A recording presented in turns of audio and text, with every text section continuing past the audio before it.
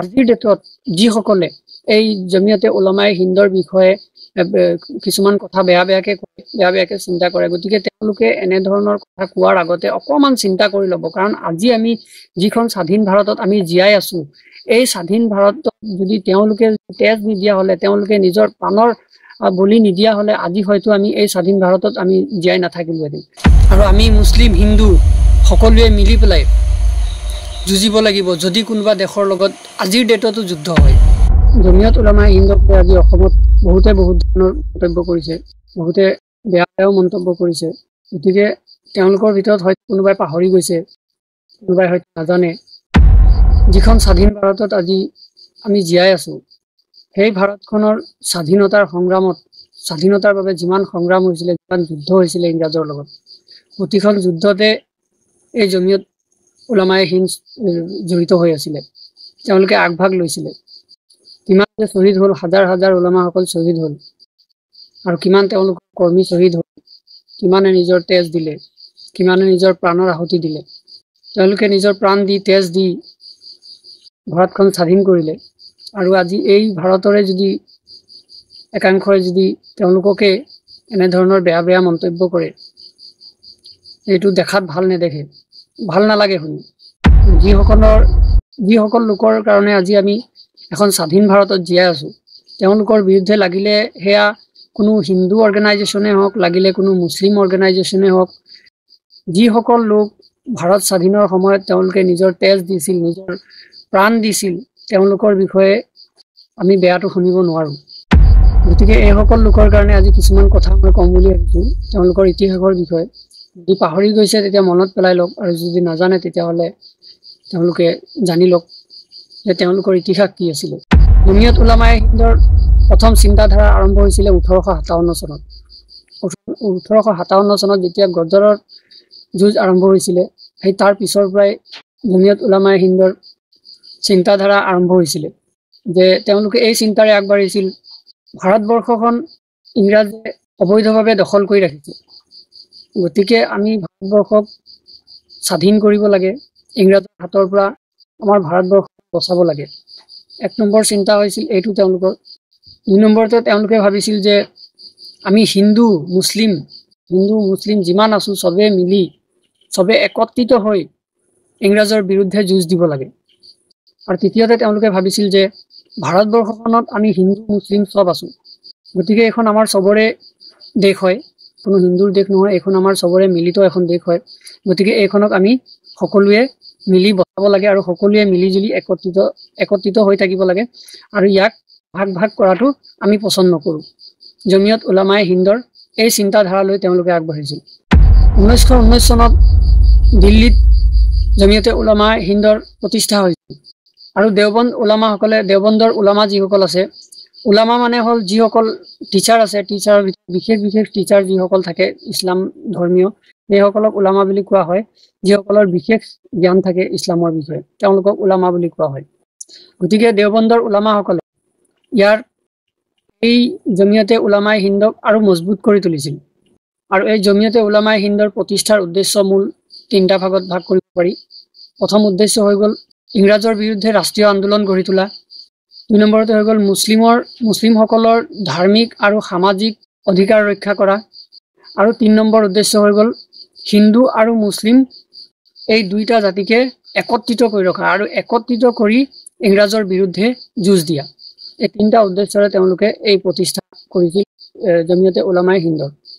মৌলানা মাহমুদ হাছান দেওবন্দী, তেওঁৰ জন্ম হৈছিল 1851 চনত আৰু তেওঁৰ মৃত্যু হৈছিল 1920 চনত। তেওঁক শ্বেখুল হিন্দ বুলি কোৱা হয়। সৰ্বপ্ৰথম তেওঁ ইংৰাজৰ বিৰুদ্ধে তেওঁ স্বাধীনতাৰ ফতোৱা জাৰি কৰিছিল। ফতোৱা মানে এইটো এটা অৰ্ডাৰ হয়।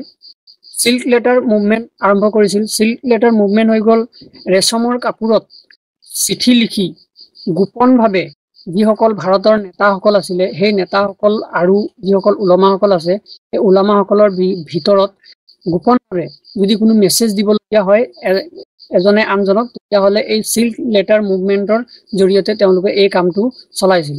সিল্ক লেটাৰ মুভমেণ্ট হৈ গ'ল ৰেচমৰ কাপোৰত লেটাৰ লিখি এইটো গোপনভাৱে এজনে আনজনৰ ওচৰত পঠিয়াই দিয়া। এটুকে হৈ গ'ল সিল্ক লেটাৰ মুভমেণ্ট বুলি কোৱা হয়। এই সিল্ক লেটাৰ মুভমেণ্ট সৰ্বপ্ৰথমে আৰম্ভ কৰিছিল গোপনভাৱে ইংৰাজৰ বিৰুদ্ধে। 1920 চনত গান্ধীজীৰ সৈতে মিলি অসহযোগ আন্দোলন গঢ়ি তুলিছিল। তাৰ মানে হ'ল ইংৰাজৰ কোনো কথাত তেওঁলোকে সমৰ্থন নজনোৱা, যিকোনো কথাত যিকোনো কামত সমৰ্থন নজনোৱা, যিকোনো ইংৰাজৰ চৰকাৰী আদালত, চৰকাৰী চাকৰি বা চৰকাৰী স্কুল কলেজ ইত্যাদিক সমৰ্থন নকৰা, ইত্যাদিক বয়কট কৰা, দেশী সামগ্ৰী ব্যৱহাৰ কৰা আৰু বিদেশী সামগ্ৰীক বয়কট কৰা। দেশী সামগ্ৰী ভাৰতৰ যিকোনো বস্তু নাগৰিকে কিনিব লাগে আৰু ভাৰতৰ যিকোনো বস্তুক ব্যৱহাৰ কৰিব লাগে, আৰু বিদেশী যিসমূহ বস্তু ইংৰাজে আনি পেলাই ভাৰতবৰ্ষত বিক্ৰী কৰিছিল সেইসমূহ বয়কট কৰিব লাগে। এই আন্দোলন চলাইছিল তাৰ পিছত, আৰু এয়া আৰম্ভ কৰিছিল 1920 চনত অসহযোগ আন্দোলন। 1919 চনৰ পৰা 1924 চনলৈকে খিলাফতৰ আন্দোলন চলিছিল। খিলাফতৰ আন্দোলনত জমিয়তে উলামায়ে হিন্দে ভাৰতবৰ্ষত যিমান মুছলমান আছিলে সকলো মুছলমানকে একত্ৰিত কৰি ইংৰাজৰ বিৰুদ্ধে যুঁজ দিবলৈ সাজু কৰিছিল। সৰ্বপ্ৰথম জিহাদে আজাদী নামৰ এখন ফতোৱা জাৰি কৰিছিল 1857 চনত। স্বাধীনতাৰ যুদ্ধ, এই যুদ্ধৰ ফতোৱা জাৰি কৰিছিলে 1857 চনত। যেতিয়া গদৰৰ যুদ্ধ হৈছিলে, সেই গদৰৰ যুদ্ধটো জিহাদে আজাদীৰ ফতোৱা জাৰি কৰিছিলে। তেতিয়া জমিয়তে উলামায়ে হিন্দ প্ৰতিষ্ঠা হোৱা নাছিলে, কিন্তু যিসকলে এই চিন্তাধাৰা লৈ পিছত জমিয়তে উলামায়ে হিন্দ প্ৰতিষ্ঠা কৰিছিলে তেওঁলোকৰ চিন্তাধাৰাই জমিয়তে উলামায়ে হিন্দ প্ৰতিষ্ঠা হৈছিলে। আৰু সেইসকলেই 1857 চনত জিহাদে আজাদীৰ ফতোৱা দিছিল। টু নেশ্যন থিয়ৰী, যেতিয়া ভাৰত পাকিস্তানৰ ভাগ হোৱাৰ কাৰণে কিছুমানে আৱাজ উঠাইছিল, তেতিয়া টু নেশ্যন থিয়ৰীকো এই জমিয়তে উলামায়ে হিন্দে বিৰোধিতা কৰিছিল, যে কোনো টু নেশ্যন থিয়ৰীৰ দৰকাৰ নাই, আমি ভাৰত এখনে দেশ, ইয়াত হিন্দু মুছলিম চব একত্ৰিত হৈ আছো আৰু সদায় এক হৈয়ে থাকিম, আৰু এক হৈয়ে ইংৰাজক হেৰুৱাম, ইংৰাজক ইয়াৰ পৰা আমি খেদিম, আৰু আমি সদায় এক হৈয়ে থাকিম। মুছলিম দেশ আৰু হিন্দু দেশ বেলেগ বেলেগ কৰিব নালাগে। টু নেশ্যন থিয়ৰীৰ সদায় বিৰোধিতা কৰি আহিছিল এই জমিয়তে উলামায়ে হিন্দে। জমিয়তে উলামায়ে হিন্দৰ হাজাৰজন উলামা জেলত বন্দী হৈছিল, আৰু জেলত বন্দী হৈ তেওঁলোকে শাস্তিৰ সন্মুখীন হৈছিল, নিৰ্যাতনৰ বলি হৈছিল, আৰু জেলত থাকি কিছু সংখ্যক উলামা তাত শ্বহীদো হৈছিল, আৰু কিছু সংখ্যক লোক যুদ্ধক্ষেত্ৰত শ্বহীদ হৈছিল। কেইবা বছৰ তেওঁলোকে জেল খাটিছিল। মৌলানা মাহমুদ হাছানক মাল্টাৰ জেলত 1916 চনৰ পৰা 1920 চনলৈকে তেওঁক বন্দী কৰা হৈছিল। চাৰি বছৰ তেওঁক জেলত বন্দী কৰি ৰখা হৈছিল।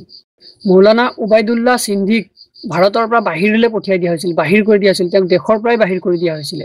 1857 চনৰ পৰা 1947 চনলৈকে, যেতিয়ালৈকে ভাৰত স্বাধীন হোৱা নাছিলে, 1857 চনৰ পৰা 1947 চনলৈকে হাজাৰজন উলমাই নিজৰ প্ৰাণৰ বলি দিছিল, নিজৰ প্ৰাণ জুৱাইছিল, নিজৰ জেলত থাকি নিৰ্যাতনৰ বলি হৈছিল, হাজাৰজন শ্বহীদ হ'বলগীয়া হৈছিল। তেওঁলোকে প্ৰাণ দিছে এই দেশৰ কাৰণে, তেওঁলোকে তেজ দিছে। ইংৰাজৰ বিৰুদ্ধে ভাৰতৰ প্ৰতিখন আন্দোলনত, ইংৰাজৰ বিৰুদ্ধে যিমান আন্দোলন হৈছিল প্ৰতিখন আন্দোলনতে জমিয়তে উলামায়ে হিন্দে এক বহুত গুৰুত্বপূৰ্ণ ভূমিকা পালন কৰি আহিছিল। জমিয়ত উলামায়ে হিন্দৰ আৰু এটা বহুত পজিটিভ থিং এইটো উল্লেখ কৰিব লাগিব, যে তেওঁলোকে আৰম্ভণিৰ পৰাই আজিৰ ডেট পৰ্যন্ত তেওঁলোকে সাম্প্ৰদায়িক কোনো ধৰণৰ কোনো কথাক তেওঁলোকে ছাপোৰ্ট কৰা নাছিলে।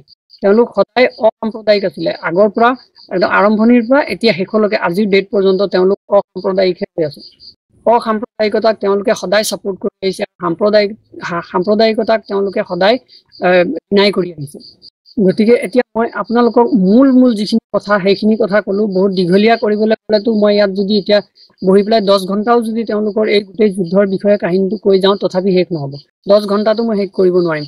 কিন্তু ইয়াত মই মূল কিছুমান বস্তু মই দেখুৱাই দিছোঁ, যে কেতিয়া তেওঁলোকে যুদ্ধ কৰিছিলে আৰু কোনটো ষ্ট্ৰেটেজিত তেওঁলোকে এই যুদ্ধ কৰিছিলে আৰু কাৰ লগত মিলি পেলাই যুদ্ধ কৰিছিলে, যিসকল ভাৰতৰ নেতাসকল আছিলে তেওঁলোকৰ লগত, আৰু জমিয়তে উলামায়ে হিন্দৰ যিসকল উলামা আছিলে তেওঁলোকে আৰু ভাৰতৰ যিসকল নেতা আছিলে তেওঁলোকে মিলি পেলাই একত্ৰিত হৈ হিন্দু আৰু মুছলিম একত্ৰিত হৈ এই ভাৰতবৰ্ষখনক স্বাধীন কৰা হৈছিলে।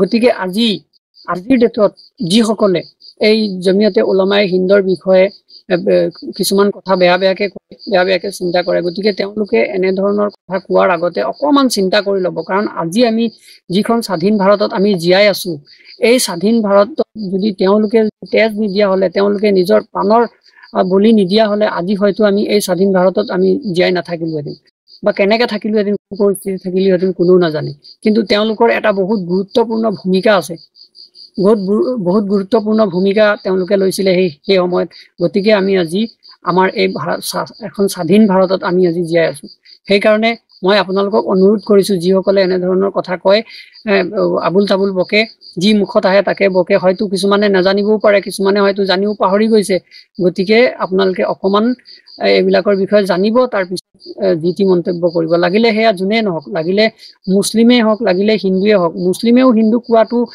আমি বিচৰা নাই আৰু হিন্দুৱেও মুছলিমক কোৱাটো আমি বিচৰা নাই কোনেও কাকো ক'ব নোৱাৰে স্বাধীনতাত আমি সব একেলগে আমাৰ পূৰ্বপুৰুষে যুঁজি পেলাই আমাৰ ভাৰতখন স্বাধীন কৰিছে ইংৰাজৰ পৰা নহলে আজিও হয়তো আমি ইংৰাজৰ গোলাম বনি থাকিলোহেঁতেন গতিকে মোৰ আপোনালোকৰ সবলে অনুৰোধ যে আপোনালোকে এনে ধৰণৰ মন্তব্য কৰাৰ আগতে অলপ চিন্তা কৰি ল'ব যিসকলে আমাক স্বাধীন ভাৰতত জীয়াই থাকিবলৈ আমাক চান্স দি গৈছে সেইসকলক যদি আমি এনেকে বেয়াকে কওঁ তেতিয়া শুনিবলৈ ভাল নালাগে আজিৰ ডেটত যদিও কোনোবা এখন দেখে যেনে ধৰি লওক পাকিস্তান বা ধৰি লওক চাইনা কোনোবা এখন দেখে যদি আমাৰ ভাৰতক ৰঙা চকু দেখুৱাই ভাৰতৰ লগত যদি যুঁজিব বিচাৰে তেতিয়াহ'লে কি জমিয়তে উলামায়ে হিন্দ কি পিছত থাকিব কেতিয়াও নাথাকে পিছত আগত আহিব আগত থাকিব তেতিয়াও আছিলে আৰু আজিও থাকিব আৰু আমি মুছলিম হিন্দু সকলোৱে মিলি পেলাই যুঁজিব লাগিব যদি কোনোবা দেশৰ লগত আজিৰ ডেটতো যুদ্ধ হয় হোৱাটো নিবিচাৰো